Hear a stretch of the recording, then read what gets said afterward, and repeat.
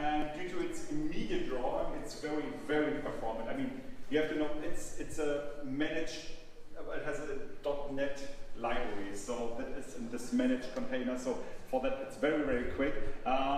So you can still react on events, so that's pretty cool. The support is for OpenXR, this is what Nick already said, it's for .NET, and it supports lots and lots of devices, so the Lens, the regular MR devices, Oculus, SteamMR, SteamVR, and obviously it's multi-platform, so it supports Windows, Android, well for the Oculus Quest obviously, and Linux.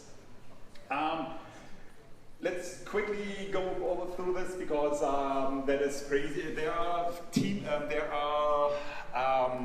templates available for Visual Studio, so you can get started in Visual Studio.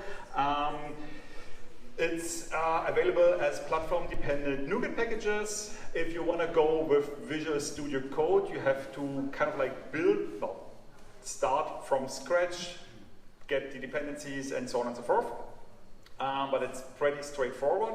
There is a GitHub page, or that's all hosted on GitHub, and MIT licensed, so feel free to extend it to your liking.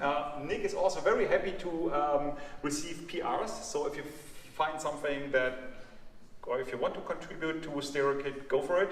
As you can see here, yeah, I don't want to bore you with code, but this is like a very simple example of how to load an asset in StereoKit, and also how to build a very simple UI on StereoKit. So as you can see, that's pretty straightforward.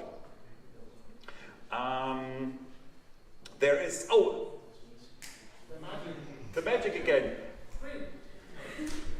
No, that's not happening. Oh man. Okay, so anyway, as for the, oh yeah, there it is. So there's one amazing thing with StereoKit, and it's obviously not so amazing. Well, I'll tell you anyway.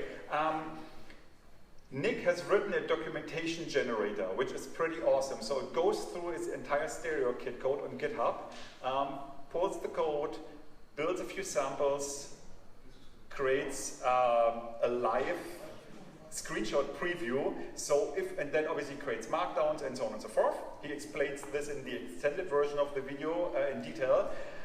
So what you will get in the documentation is always based on the latest version of StereoKit. So I guess we could learn a thing or two from that, just saying. Next things, and this is what, that's not working anymore, so that's great then. Cool. All right, so there is things not working. Oh yeah, so something is wrong here. Anyway, the next things are WebXR, as Nick said, like WebXR, WASM support. There will be anchors. There are still already anchors in there, but if you want to, for example, combine this with ASA, Azure Spatial Anchors, this is something that is kind of working, not really working yet, because the OpenXR anchor specification isn't really there, it isn't really implemented. So this is something where he's still working on, where I talked to him, and because obviously because of my background, I might be able to help him there. There is scene understanding, which is probably very important